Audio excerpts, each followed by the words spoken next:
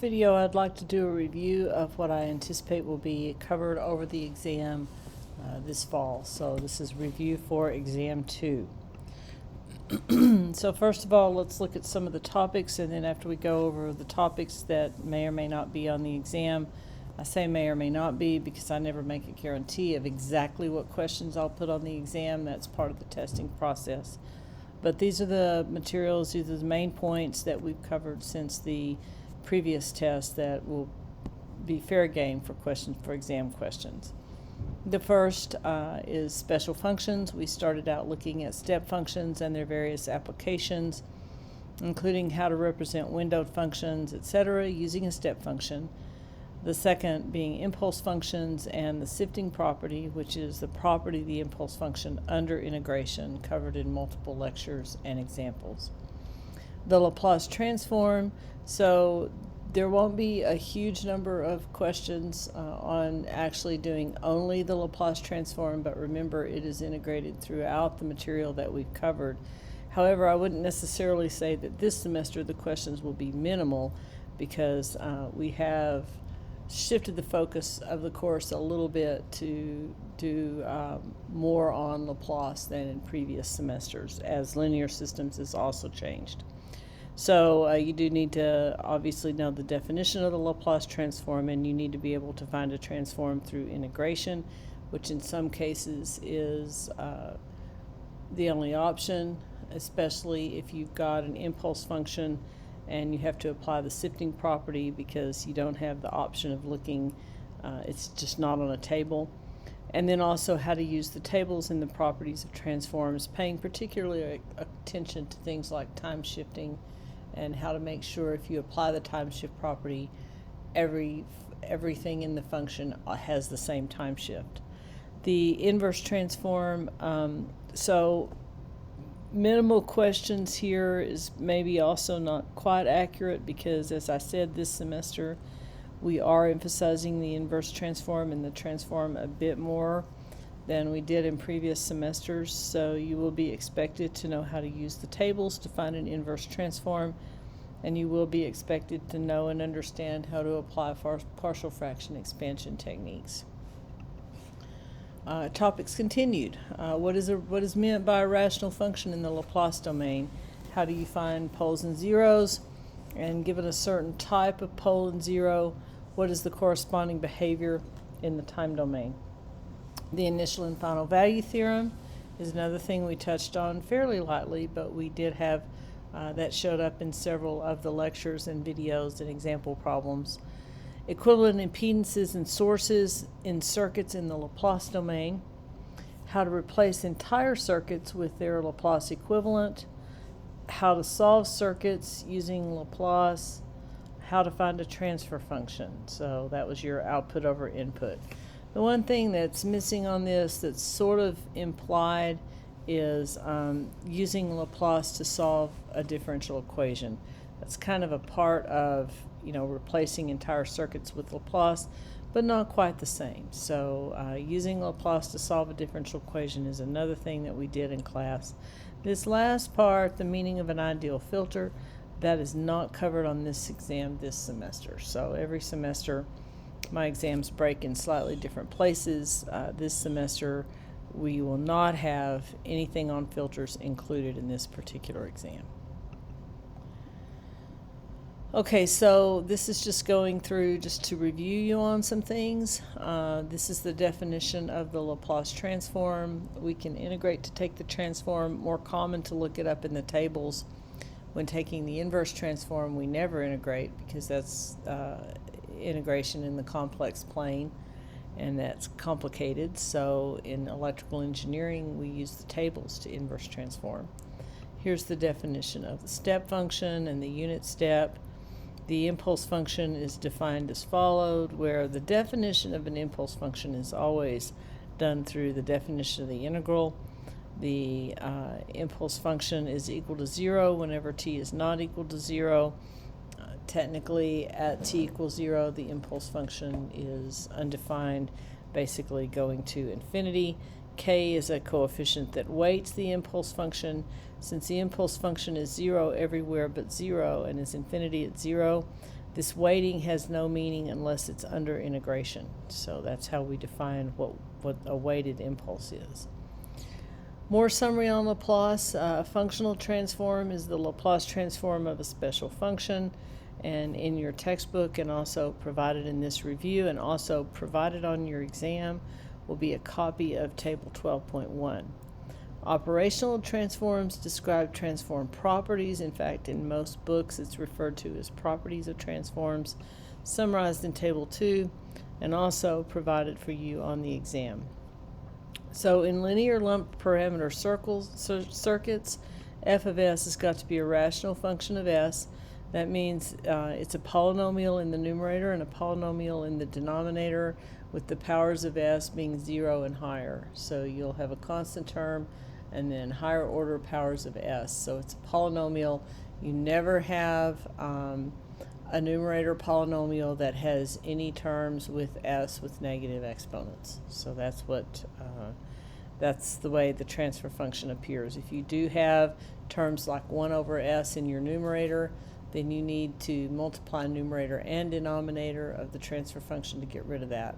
Also, proper transfer function form means that your denominator polynomial, the highest order of s, always has a coefficient of 1, and your numerator polynomial usually also has a coefficient of 1, and then there is a constant multiplying the entire polynomial that is used so that you're able to achieve that coefficient of 1 on the highest power terms of s in both numerator and denominator. So if as an answer on the exam you give me an answer that has something like 3s squared plus 1 over s in the denominator, so like let's say you had like s over 3s squared plus 1 over s, that's an incorrect transfer function because you've got the 1 over s, and because 3 is multiplying the s squared, you will lose points for that.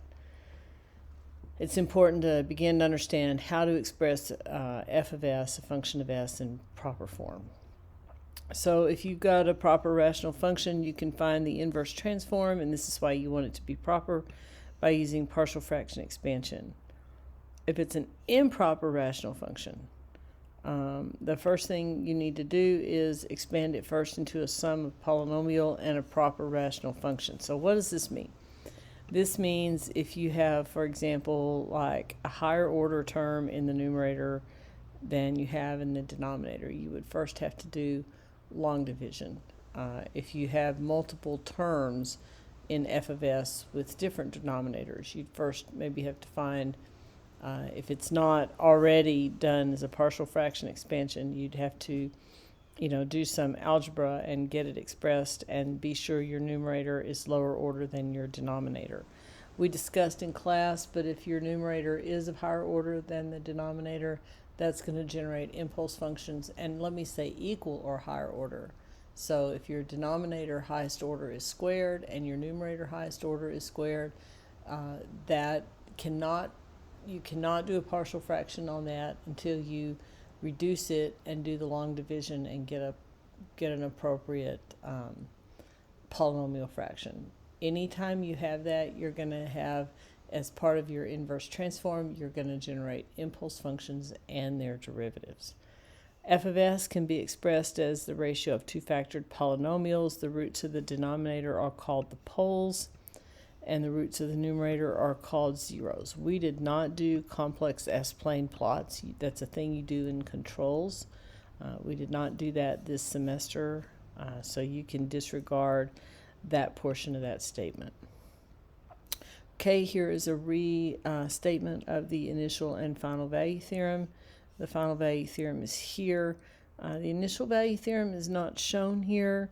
The initial value theorem is not used as often in circuits, so we tend to use the final value theorem. You can find the initial value theorem in the book or in a number of places in the notes.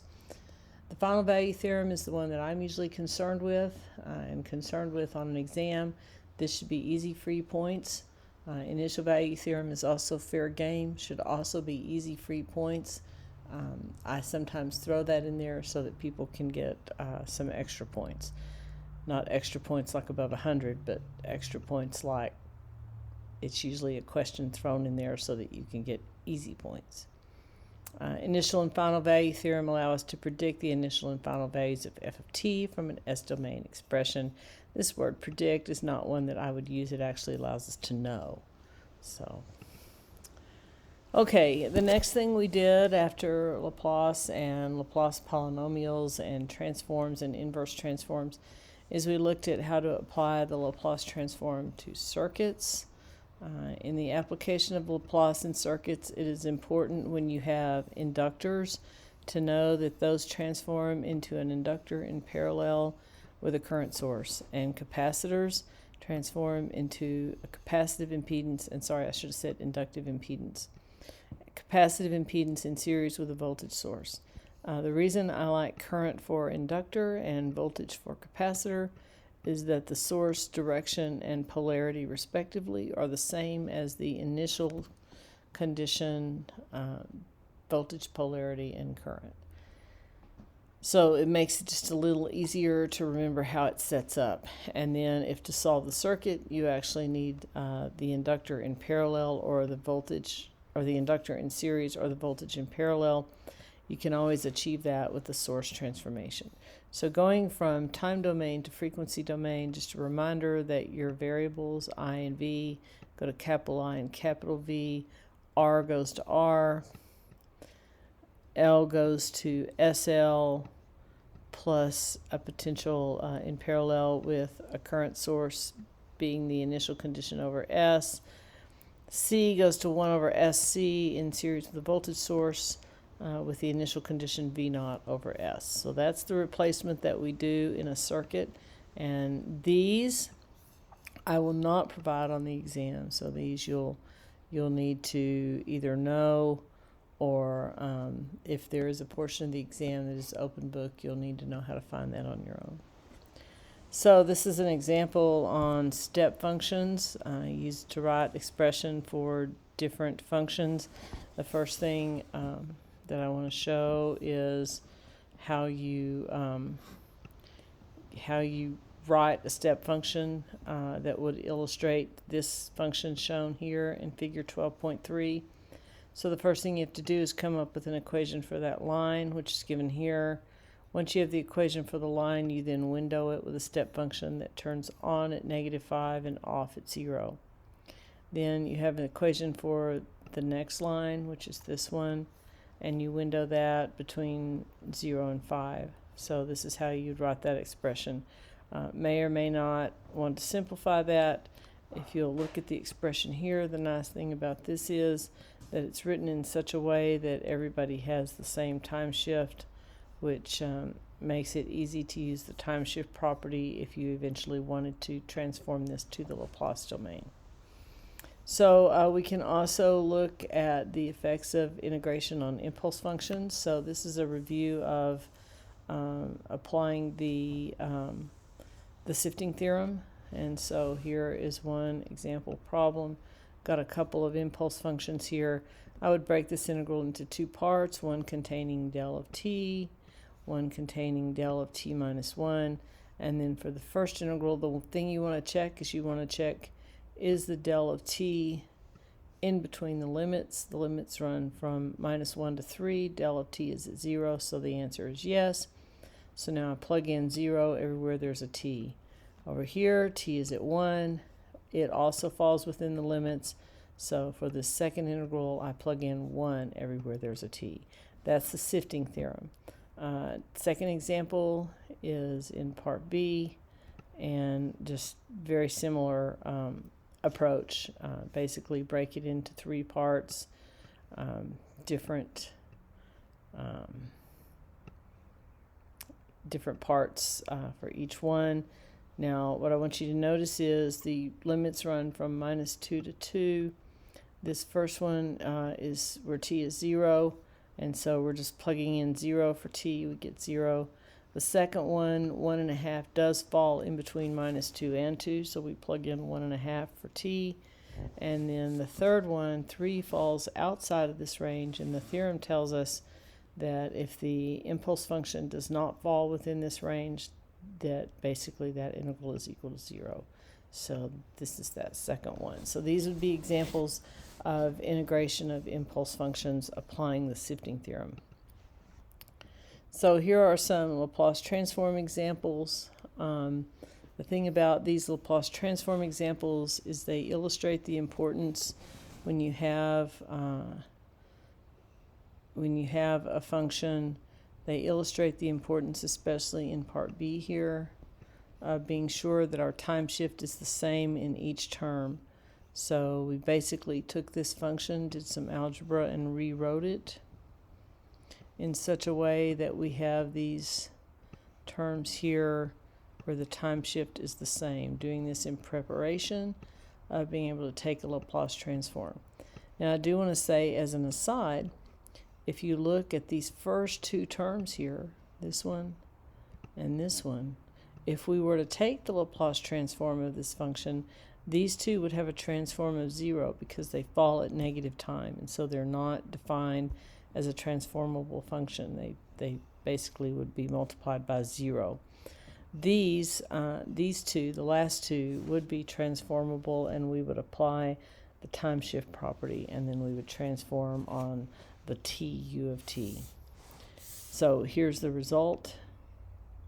Now in this case, in my opinion, the book has made an error because these first two terms should be 0. This was pulled out of a book, this example problem, and these first two terms are incorrect because once again this part of the function occurs at -4, this one occurs at -2, and so the transform is 0. These second two are correct. It's over s squared because of the multiplication by t. There's a time shift that gives you the e to the -2s and e to the -4s respectively. This kind of thing here where you have this negative time and you have to realize that the transform is 0, I consider that a trick question, and I'm not really a person who gives trick questions on the exam. So I would not anticipate giving you a question like that where you had to sort of figure out that that would be 0. Because obviously, if the people who publish the textbook get it wrong, pretty high chance students would get it wrong, not because you don't understand, but because you're not paying attention. So I wouldn't anticipate something like that. Here are a couple of inverse transform examples. I'm not going to go through these step by step in the review because in my opinion this is not necessarily something that I would give on an exam because this gets quite lengthy, and even if an exam is in a take-home format, this is an awful lot of time spent on one problem, so I probably would not give this problem in this form. What I might do is I might ask you, for example, on this first one, what would you expect the result to look like in the time domain? And the answer would be, because you have 3 distinct real roots in the denominator, you would have 3 distinct decay rates. So you would have a constant times e to the -2t plus a constant times e to the -4t plus a constant times e to the -6t. So this would look like a sum of exponential decays. Same with this one. It's getting a little lengthy as far as finding a partial fraction expansion, but you could see, for example, that this last term could be factored into s plus 2, s plus 3, and so if I were to ask you the same question, this would be the sum of a step function and 3 different exponential decay functions. Notice once again that in step C you have only negative roots in the denominator, and that just means it's the 3 exponentially decaying terms. Now I think I have the solution on the next page. This is worked a little differently than the method I illustrated in class. This is probably closer to what you saw in linear systems. This is just finding the numerator in the partial fraction expansion. We did that. I showed you a method. I actually showed you 2 different methods in class, and then I showed you a method via MATLAB in order to get these numerators, and so that's how you end up then when you substitute 8 minus 5 and 12. here for K1, K2, and K3 respectively, you get the following answer.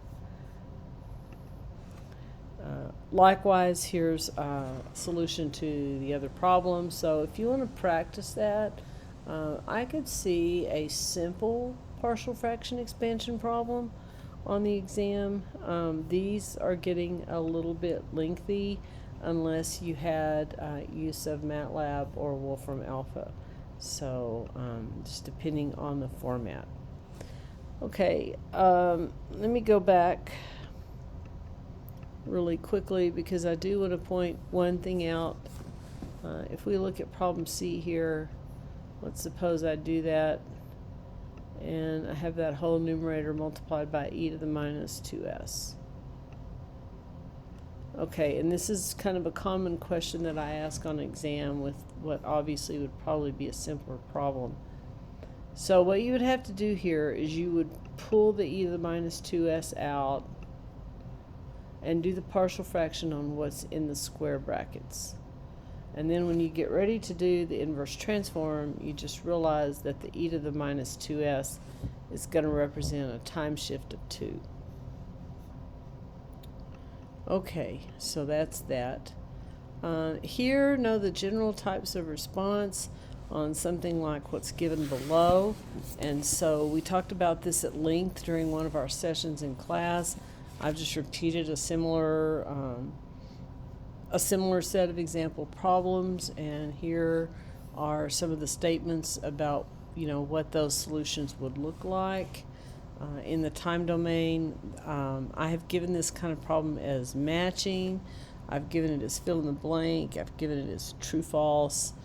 There's just a number of ways to ask this question, and basically I've provided you with the answers here if you want to look that over.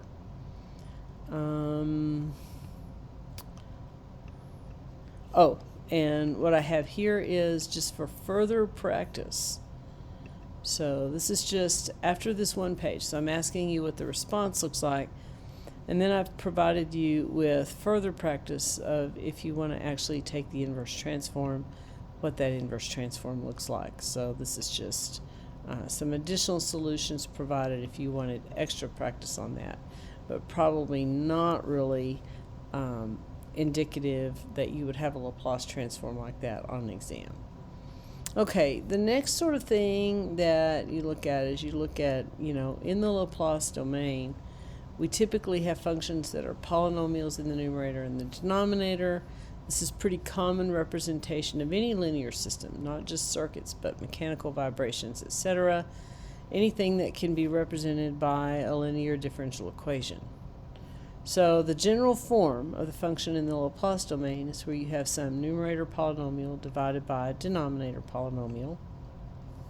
So this figure here to the right shows a typical polynomial that is just unfactored. So we haven't factored out anything, we haven't factored the polynomial or anything. What you would do in this case is you would first pull out an a from the numerator and a b from the denominator, and then all of these guys would be divided by obviously an and bm. So you pull that out and that becomes k.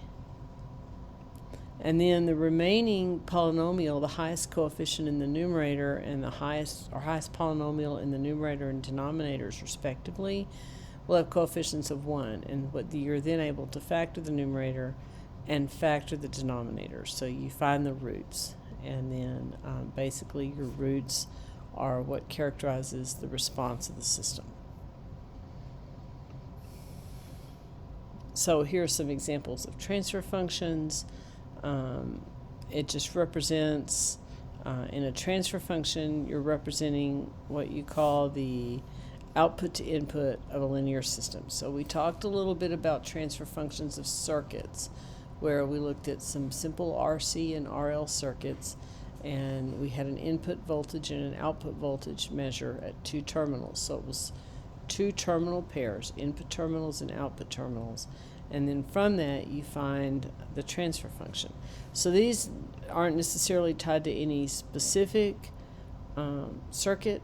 They're just basically some transfer functions that are given. You're shown, first of all, in this first step, you take the polynomial and you factor out the coefficient of the highest power term. That gives you this 4 right here, so your k would be 4. You now have the ability to factor the numerator and the denominator. So the obvious question is, are you going to need to know how to factor a fourth order polynomial? The answer is, if you have such a thing, you will be allowed to use MATLAB and or Wolfram Alpha to do that. So no, I don't expect you to take this function and without the use of any computational tools or calculators find these roots. So you'll be provided or allowed to use the tools that you would need to use on a question like this. So the denominator roots obviously determine the time domain behavior, and we talked about that quite a bit.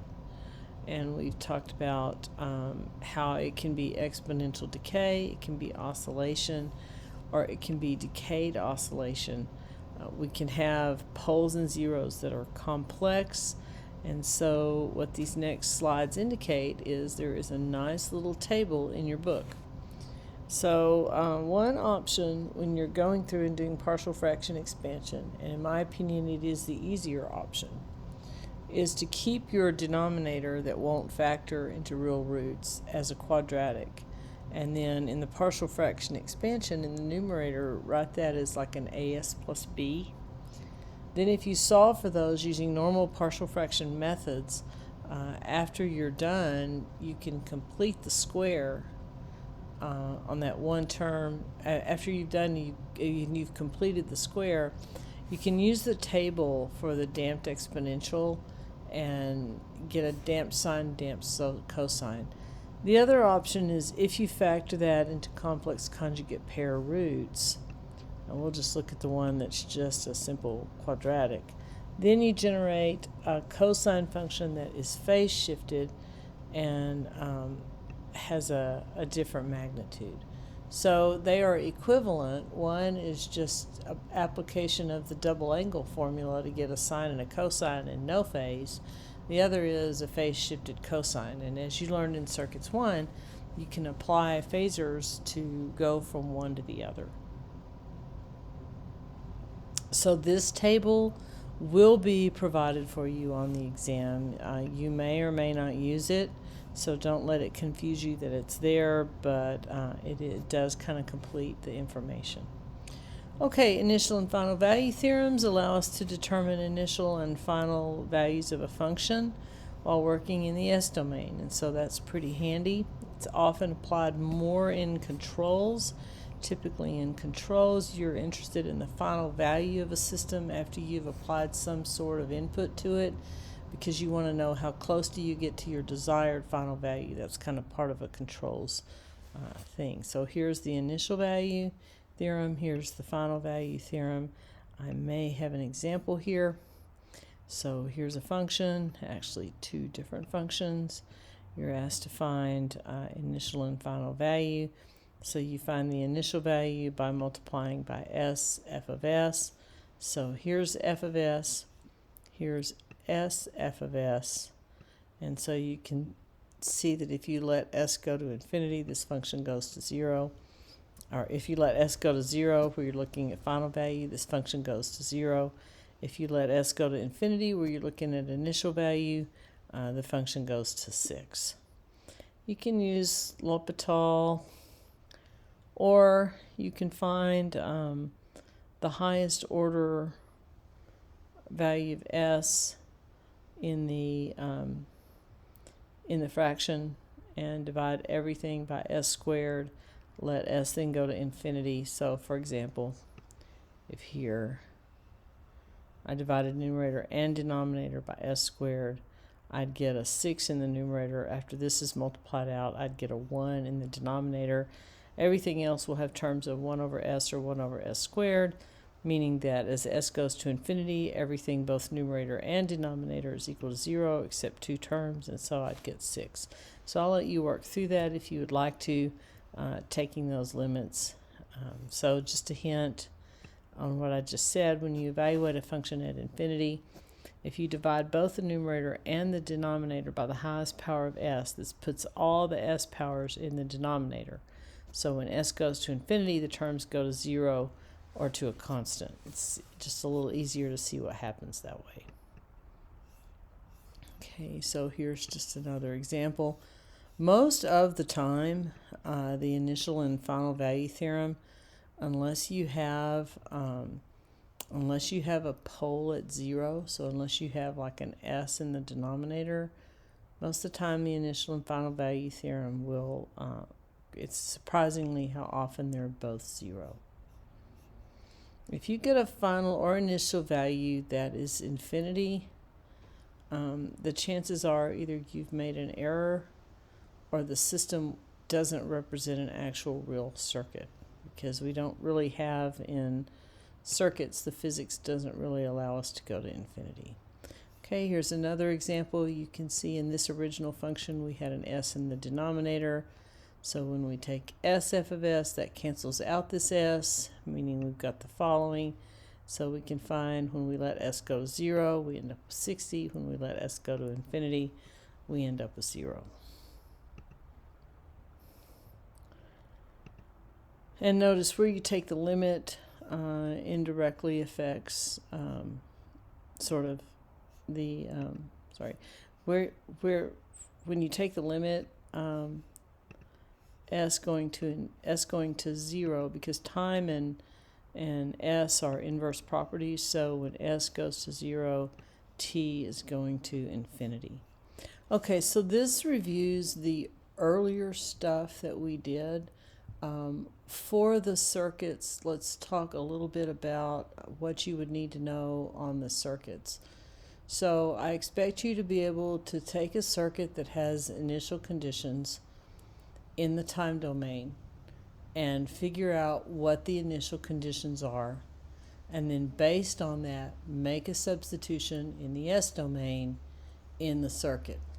Depending on the format of the test in the test question, I may or may not ask you to actually solve that in the s domain and convert back to the time domain.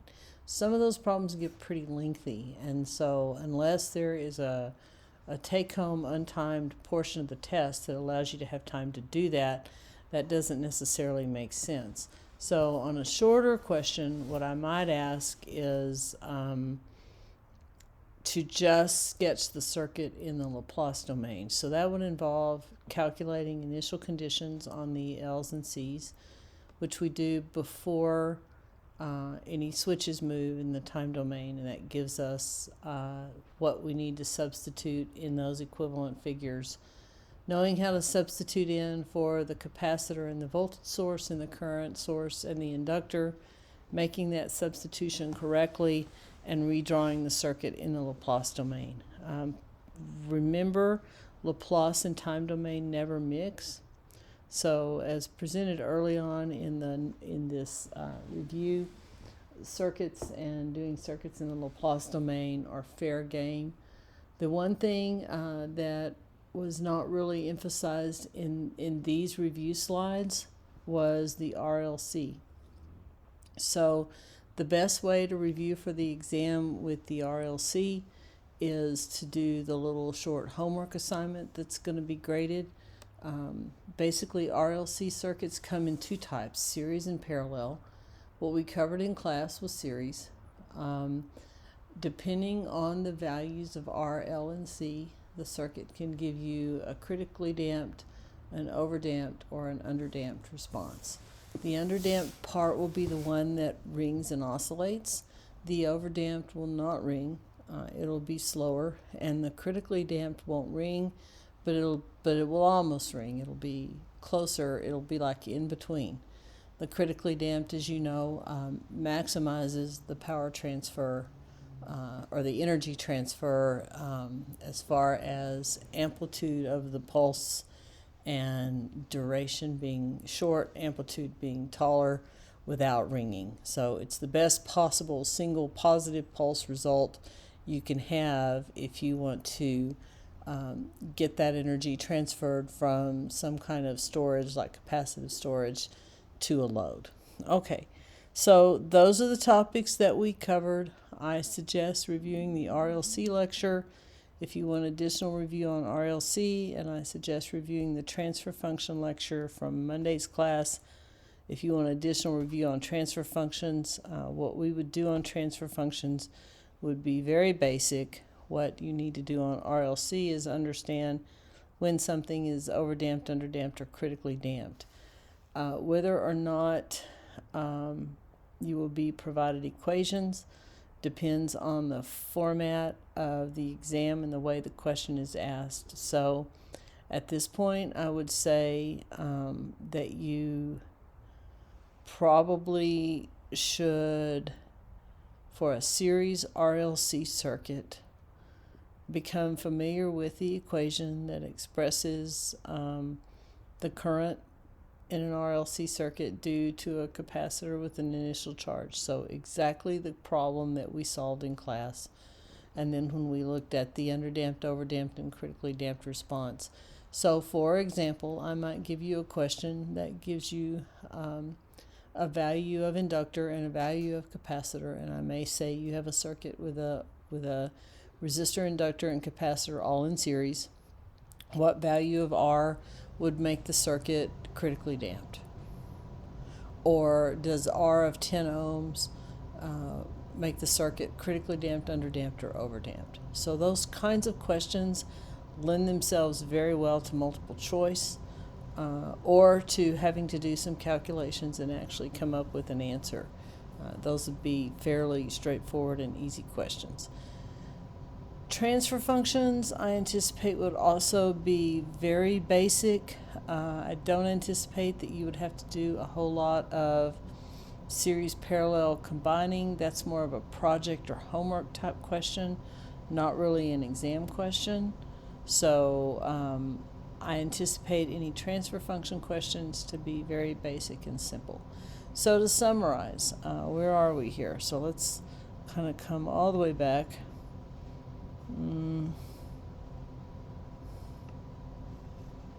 Let's come all the way back here.